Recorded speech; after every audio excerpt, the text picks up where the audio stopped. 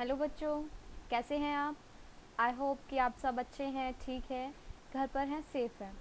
Students, हमने last class में अपने अकाउंट्स का सेकंड चैप्टर स्टार्ट किया था, बेसिक अकाउंटिंग टर्म्स। हमने फिर उसके बारे में कुछ बेसिक जो बेसिक अकाउंटिंग टर्म्स है बहुत सारी है, हमने उनमें से कुछ कर ली थी।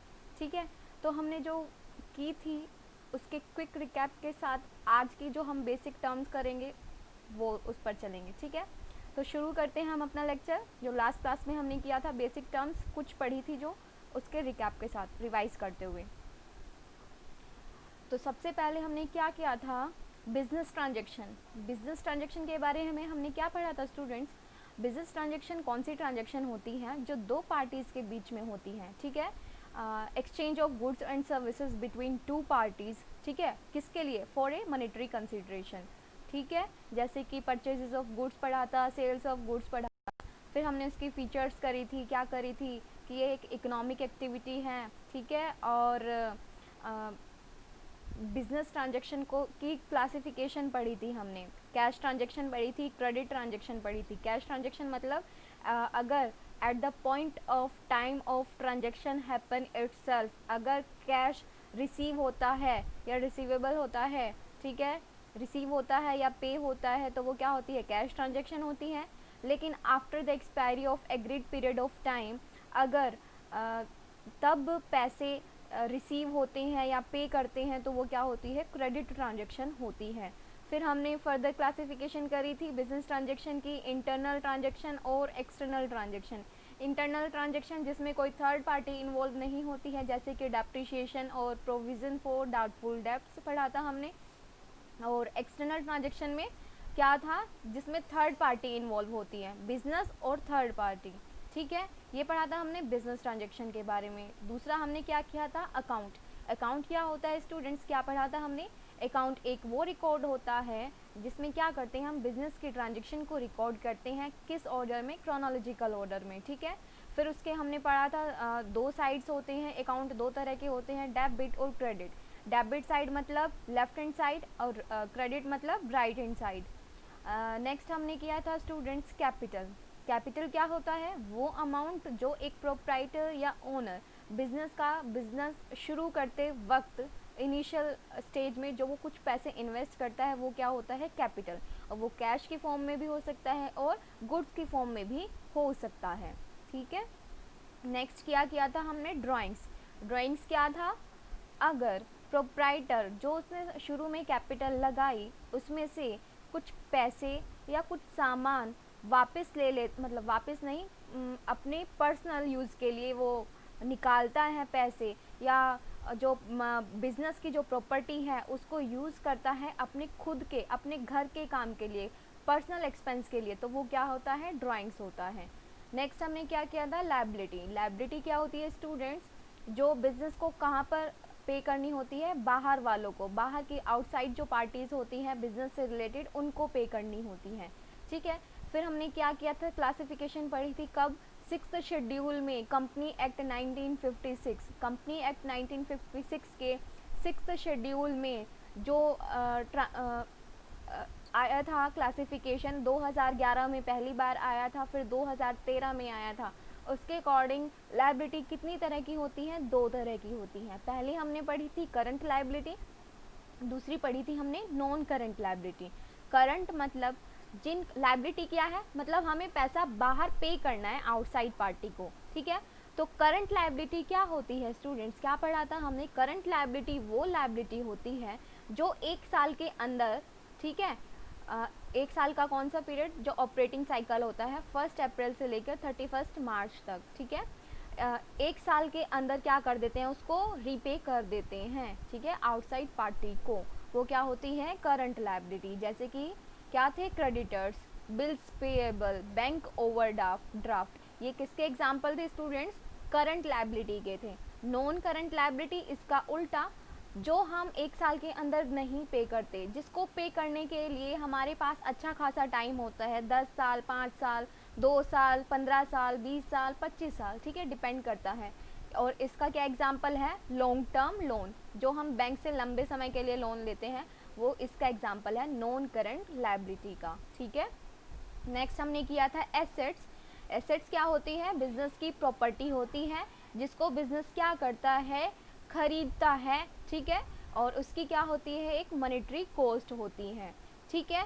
फिर हमने सिक्स्थ शेड्यूल कंपनी एक्ट 1956 के अकॉर्डिंग इसकी भी क्लासिफिकेशन पढ़ी थी, करंट एसेट्स और non current assets. Current assets कौन सी होती है स्टूडेंट? जिनको हम एक साल के अंदर क्या कर लेते हैं? कैश में कन्वर्ट कर लेते हैं, जैसे कि cash at bank, cash in hand, और क्या पढ़ा था हमने? डेटर्स पढ़े थे, बिल्स रिसीवेबल पढ़े थे, प्रीपेड एक्सपेंसेस पढ़े थे, और क्या पढ़ा था? शॉर्ट टर्म इन्वेस्टमेंट, ठीक है। ये वो सारे टर्म हैं, ये वो सारे एग्जाम्पल थे जो किस में आते हैं? करंट एसेट्स में आते हैं। इन सबको हम क्या कर देते हैं? एक साल के अंदर कैश में इजीली कन्वर्ट कर सकते हैं। फिर हमने क्या किया था? लिक्विडिटी के अकॉर्डिंग, ठीक है, उसका एक अच्छा खासा सीरीज़ पढ़ी थी हमने। एसेट्स को लिक्विडिटी के अकॉर्डिंग अरेंज किया था। सबसे पहले क्या आता है? कैश इन हैंड आता है। हमारे हाथ में जो कैश है, मतलब हम उसको क्या कर देंगे? तभी की तभी खर्च कर सकते हैं। लिक्विडिटी का मतलब उसको हम तभी कैसे खर्च कर सकते हैं? जो हमारे पास कैश है उसको तो हम तभी कर सकते हैं। उसके बाद बैंक बैलेंस आता है, ठीक है, उसके बाद डेटर्स आते हैं, बिल्स रिसीवेबल आते हैं, ठीक है। उसकी एक सीरीज़ थी जो हमने लास्ट क्लास में की थी। फिर उसके बाद हमने किया था non current assets. Non current assets कौन सी होती है स्टूडेंट? जो करंट नहीं होती है, जिनको हम एक साल के अंदर कन्वर्ट नहीं कर सकते हैं, और वो कौन सी होती है? Fixed asset. कौन सी? Fixed asset, like land, building, plant and machinery, furniture etcetera. ये बिजनेस की क्या होती है? फिक्स्ड एसेट्स होती हैं। फिर फिक्स्ड एसेट्स को फिर हमने दो तरह में पढ़ा था, टेंजिबल एसेट्स और इनटेंजिबल एसेट्स। टेंजिबल एसेट्स कौन सी होती है स्टूडेंट्स? जिनको हम क्या कर सकते हैं? टच कर सकते हैं, देख सकते हैं, जैसे land, building, plant, machinery, furniture. ये क्या है? टेंजिबल फिक्स्ड एसेट है, जिनको हम देख भी सकते हैं और टच भी कर सकते हैं। दूसरी हमने पढ़ी थी intangible fixed asset. Intangible fixed assets कौन सी थी स्टूडेंट्स? जिनको हम सिर्फ फील कर सकते हैं, ना हम उसको देख सकते हैं ना टच कर सकते हैं। कौन से थे उसके example? Goodwill, patent, trademark, branding. ये क्या थे? कौन सी एसेट्स के एग्जाम्पल थे? इनटेंजिबल फिक्स्ड एसेट, ठीक है। नेक्स्ट जो हमने लास्ट टॉपिक किया था लास्ट क्लास में, रिसिप्ट के बारे में पढ़ा था। रिसिप्ट वो अमाउंट था जो बिजनेस को क्या होती है? रिसीव होती है या रिसीव होने वाली होती है, ठीक है। दो तरह की रिसिप्ट पढ़ी थी हमने, कैपिटल रिसिप्ट और रेवेन्यू रिसिप्ट। कैपिटल रिसिप्ट कौन सी होती है students? Non recurring in nature, ठीक है। जैसे कि अगर बिजनेस में प्रोप्राइटर ने कैपिटल को इन्वेस्ट किया है, बिजनेस के अंदर क्या गया? पैसा गया, बिजनेस को क्या मिला? कुछ अमाउंट मिला, बिजनेस की वो क्या कहलाएगी? कैपिटल रिसिप्ट कहलाएगी। और साथ ही साथ कैपिटल रिसिप्ट के कौन से एग्जाम्पल थे? अगर हम पैसा, मतलब बिजनेस को पैसा रिसीव होता है कब? एसेट को बेचकर, ठीक है। दूसरी हमने करी थी रेवेन्यू रिसिप्ट। रेवेन्यू रिसिप्ट में क्या था? जो बिजनेस के डे टू डे एक्टिविटीज़ से जो फर्म को या बिजनेस को जो अमाउंट रिसीव होगा वो क्या कहलाता है? रेवेन्यू रिसिप्ट कहलाता है, ठीक है। ये हमने कुछ बेसिक टर्म्स थी जो लास्ट क्लास में की थी। आज हम जो नई जो बेसिक टर्म पढ़ेंगे वो क्या है, वहाँ से शुरू करते हैं। चलिए, सबसे पहला है एक्सपेंडिचर, ठीक है। साथ हमने लास्ट क्लास में कर लिए थे। 8th नंबर पर क्या पढ़ेंगे हम? एक्सपेंडिचर। एक्सपेंडिचर मतलब मनी स्पेंट और liability incurred for acquiring goods और सर्विसेज और assets is called an expenditure, ठीक है। Expenditure is a payment for a benefit receive. Business कुछ एक्सपेंडिचर क्यों करेगा? ताकि हमें उससे क्या मिले? फ्यूचर में बेनिफिट मिले। Like payment of rent. Rent किस चीज़ का दे रहे हैं हम? बिल्डिंग का दे रहे हैं। बिल्डिंग में हमने क्या किया है? बिजनेस को सेटअप किया है, उससे हमें क्या मिलेगा? बेनिफिट ही मिलेगा। वहाँ पर हम अपनी प्रोडक्शन करेंगे, गुड्स की सेल करेंगे। गुड्स की सेल करने से क्या होगा? हमें रेवेन्यू मिलेगा, प्रॉफिट मिलेगा, बेनिफिट मिलेगा, ठीक है। सैलरी देंगे वर्कर्स की, purchases of goods, raw material खरीदेंगे, परचेजेस ऑफ लैंड खरीदेंगे अगर हमने खरीदी है। तो ये कौन से एक्सपेंडिचर? वो सारे एक्सपेंडिचर जो बिजनेस करता है ताकि फ्यूचर में बिजनेस को क्या हो? बेनिफिट हो। चाहे वो एसेट खरीदने में कर रहा है, चाहे उससे लायबिलिटी क्रिएट हो रही है, वो क्या आता है? एक्सपेंडिचर में आता है, ठीक है। फिर एक्सपेंडिचर जो है 3 तरह के होते हैं। फर्स्ट है कैपिटल एक्सपेंडिचर। कैपिटल एक्सपेंडिचर क्या है? all those expenditure which are incurred by the organization for acquiring fixed asset, ठीक है, जो सिर्फ फिक्स्ड एसेट के लिए जो फर्म पैसा खर्च करती है सिर्फ फिक्स एसेट्स को खरीदने के लिए, ठीक है, वो क्या होता है, कैपिटल एक्सपेंडिचर। जैसे लैंड को खरीदने के लिए, बिल्डिंग को खरीदने के लिए फिक्स एसेट्स, याद है ना, लास्ट क्लास में हमने करी थी, लैंड, बिल्डिंग, प्लांट और मशीनरी, फर्नीचर, ये क्या है, फर्म की या बिजनेस की फिक्स्ड एसेट है। जो अमाउंट इनको खरीदने के लिए फर्म पे करेंगी वो क्या होगा, कैपिटल एक्सपेंडिचर होगा।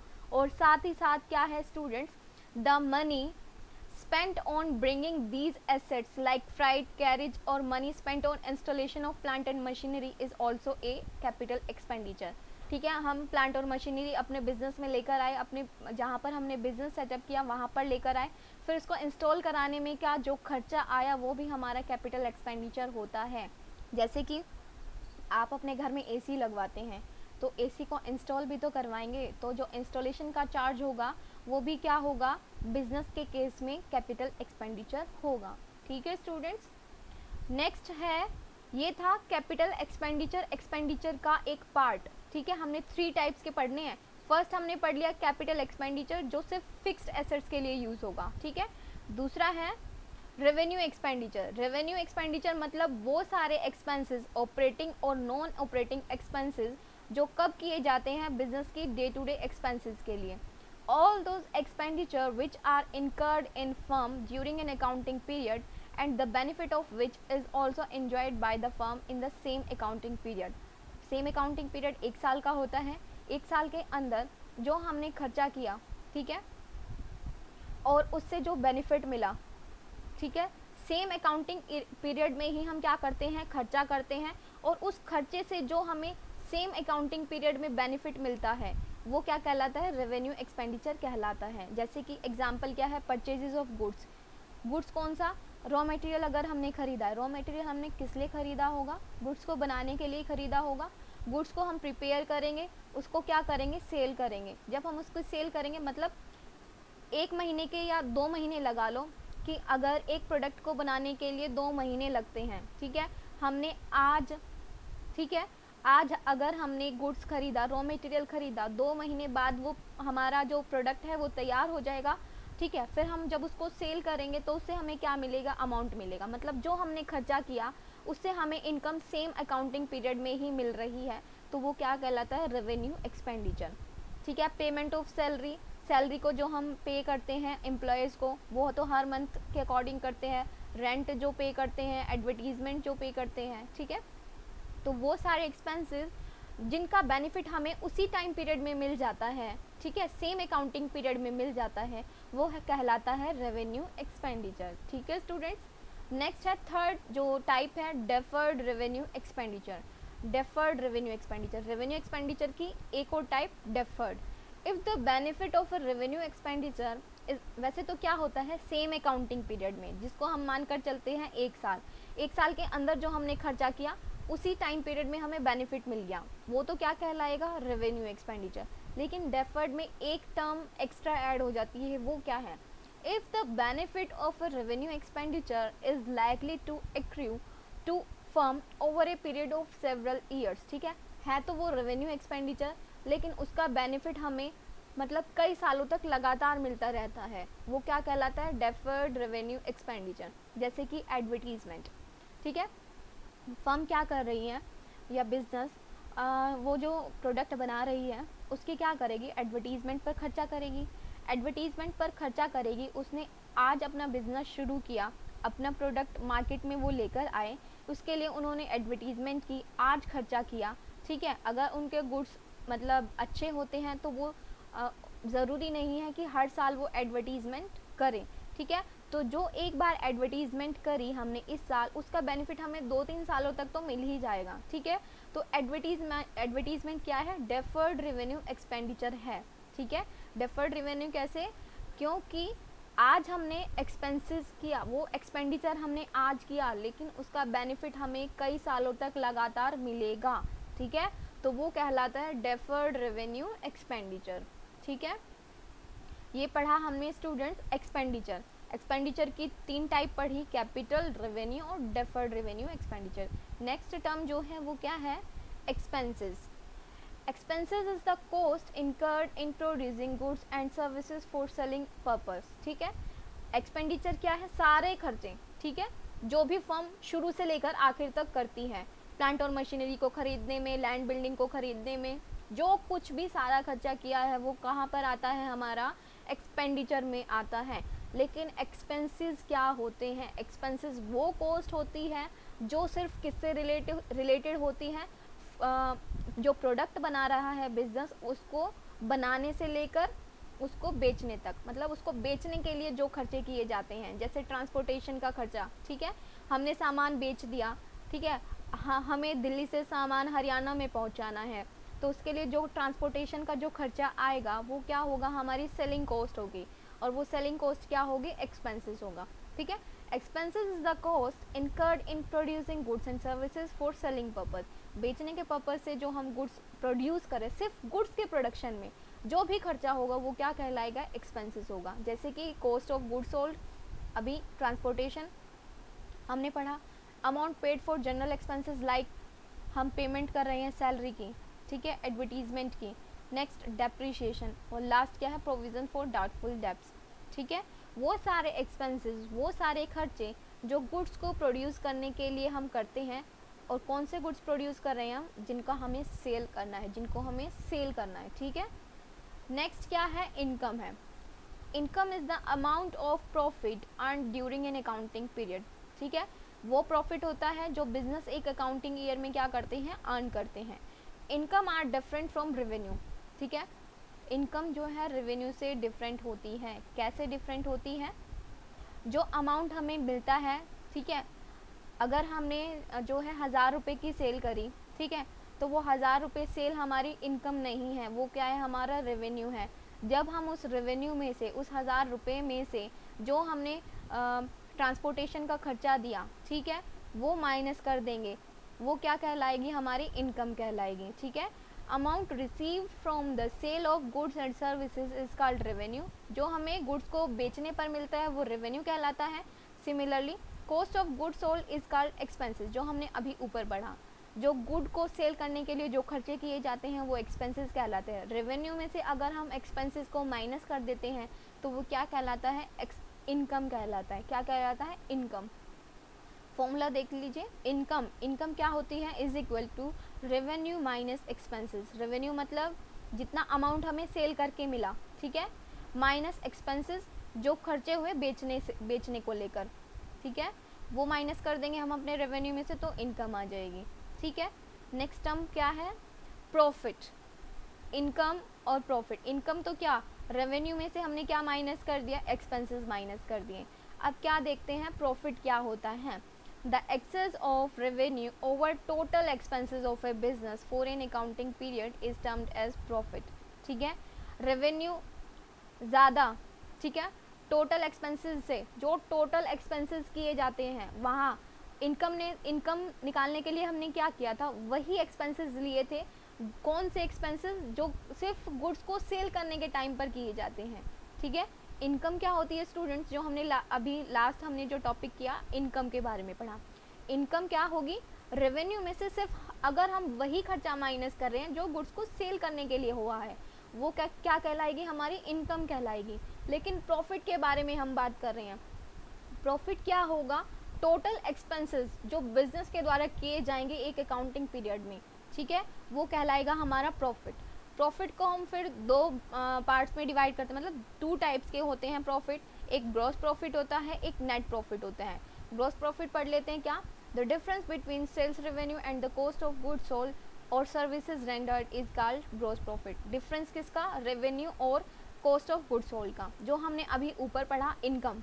ठीक है, इनकम भी हमने क्या पढ़ा, रेवेन्यू में से अगर हम क्या माइनस कर देते हैं, एक्सपेंसेस। कौन से expenses, cost of goods sold, ठीक है, वो क्या कहलाएगा, हमारा ग्रॉस प्रॉफिट कहलाएगा। तो हम ये देख लेते हैं कि जो हमने ऊपर पढ़ा इनकम और जो हम ग्रॉस प्रॉफिट पढ़ रहे हैं वो क्या है, सेम है। ठीक है, लेकिन जो हमारा नेक्स्ट टॉपिक है नेट प्रॉफिट का, वो क्या है, if all the operating expenses and non operating expenses are deducted from gross profit. ठीक है, कॉस्ट ऑफ गुड्स सोल्ड के अलावा जो भी सारे एक्सपेंसेस हैं वो हम अगर माइनस कर देते हैं ग्रॉस प्रॉफिट में से, ठीक है, और अगर हमें कुछ इनकम होती है and other income if any, अगर कोई इनकम है उसको हम उसमें ऐड कर देंगे, ठीक है। पहले हमने क्या किया, ग्रॉस प्रॉफिट निकाला। ग्रॉस प्रॉफिट कैसे निकालेंगे, ग्रॉस प्रॉफिट क्या होता है, रेवेन्यू में से माइनस कर देंगे कॉस्ट ऑफ गुड सोल्ड, ठीक है, वो निकलेगा हमारा ग्रॉस प्रॉफिट। ग्रॉस प्रॉफिट में से अगर हम बाकी सारे एक्सपेंसेस, ठीक है, वो माइनस कर देते हैं, रेंट का, एडवर्टीजमेंट का, वो माइनस कर देंगे, तो वो क्या कहलाएगा, हमारा नेट प्रॉफिट कहलाएगा, ठीक है। और नेट प्रॉफिट में अगर फर्म को कुछ और इनकम हो रही है, कहीं से फर्म का रेंट आ रहा है, मतलब उसकी 2 बिल्डिंग है, तो एक बिल्डिंग वो खुद यूज़ कर रहा है, दूसरी से उसको रेंट आ रहा है, रेंट मतलब उसकी इनकम आ रही है, अगर हम उस इनकम को भी उसके नेट प्रॉफिट में ऐड कर देंगे, ठीक है, तो वो कहलाएगा नेट प्रॉफिट। वही लिख रखा है, and other income if any, अगर कोई है तो हम ऐड कर देंगे, ठीक है। तो ये क्या था स्टूडेंट्स, प्रॉफिट, ठीक है। नेक्स्ट टर्म क्या है हमारी, gain. Gain are the profit that arises from those transaction which are incidental to business, जो कभी कभी होती है।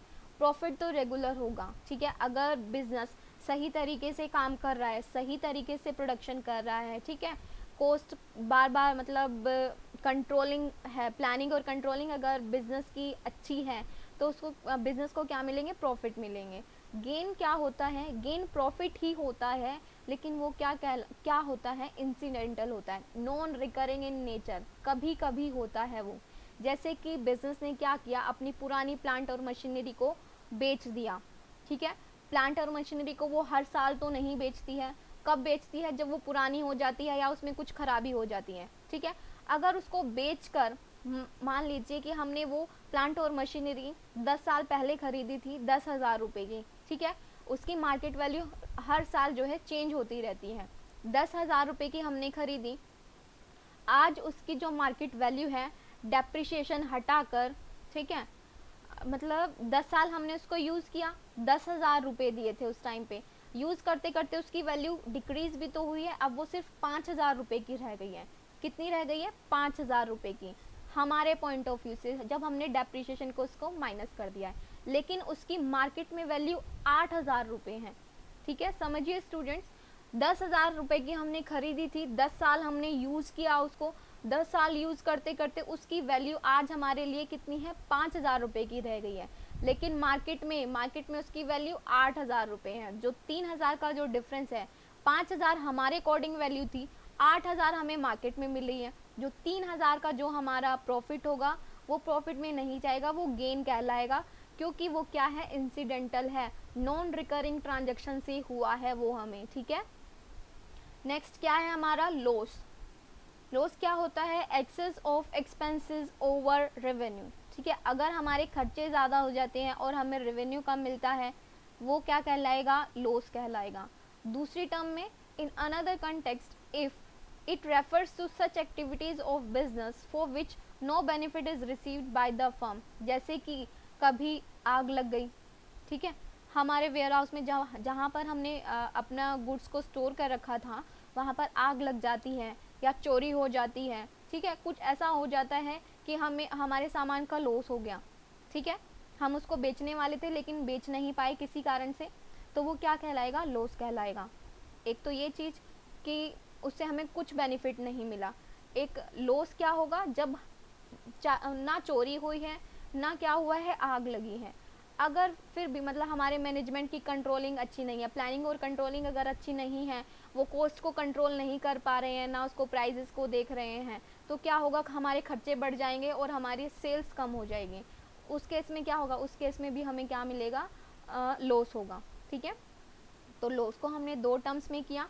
एक टर्म में तो क्या, अगर चोरी हो गई, एक्सीडेंट हो गया, ठीक है, आग लग गई, हमारा जो माल है, हमारा जो गुड्स है, जो हमने सेल के लिए रखा था, वो ख़राब ही हो गया, ठीक है, हम उसको बेच ही नहीं पाए, कोई बेनिफिट नहीं मिला हमें, तो वो क्या हुआ, लॉस हुआ। दूसरी टर्म में क्या, अगर हमारी मैनेजमेंट अच्छी नहीं है, प्लानिंग और कंट्रोलिंग उसकी अच्छी नहीं है, कॉस्ट को वो कंट्रोल ही नहीं कर पा रहे हैं, तो कॉस्ट तो बढ़ती जाएगी ना, तो जब कॉस्ट बढ़ेगी हमारे एक्सपेंसेस बढ़ेंगे, लेकिन जो रेवेन्यू है वो उसके अकॉर्डिंग नहीं होगा, कॉस्ट के अकॉर्डिंग, तो कॉस्ट हमारी ज़्यादा हो जाएगी, एक्सपेंसेस ज़्यादा हो जाएंगे और रेवेन्यू का क्या होगा, कम होगा, उस केस में भी क्या होता है, लॉस होता है, ठीक है।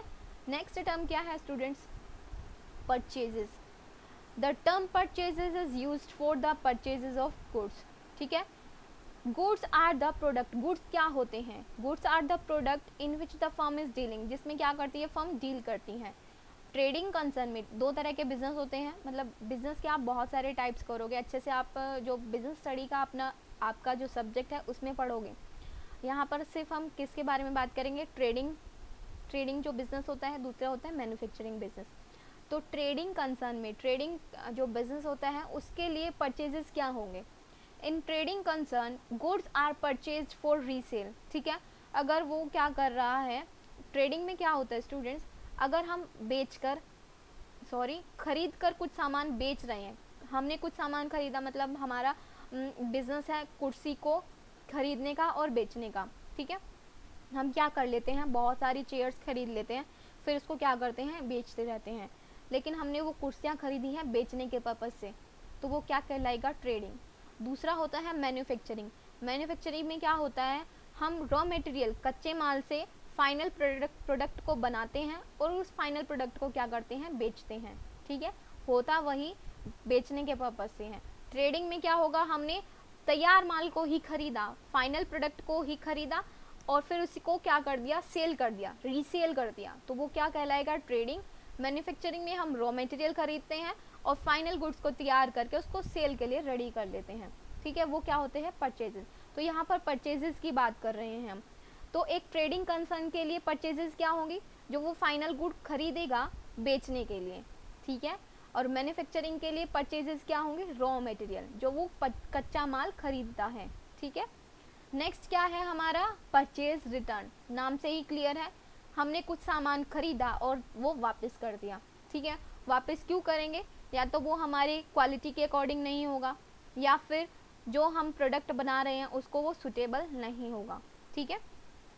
Goods purchase from the supplier में भी रिटर्न, क्यों रिटर्न करेंगे, due to manufacturing defect, manufacturing में ही डिफेक्ट है उसकी, और due to difference in the specification, जो हमने स्पेसिफाई किया था कि हमें भाई ये क्वालिटी चाहिए, ये साइज़ चाहिए, ठीक है, इस तरह का चाहिए हमें रॉ मटेरियल या फाइनल गुड जो ट्रेडिंग में होता है वो हमारे स्पेसिफिकेशन के अकॉर्डिंग नहीं होता, तो हम क्या करेंगे, अपने जो हमने सामान खरीदा था उसको वापस कर देंगे।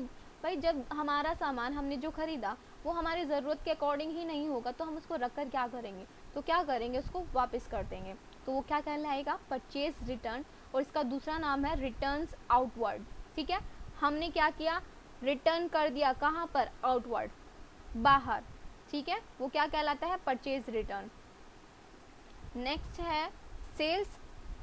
सेल्स क्या होगी, the term is use for sale of only those goods, कौन से गुड्स, जिसमें फर्म क्या कर रही है, डील कर रही है।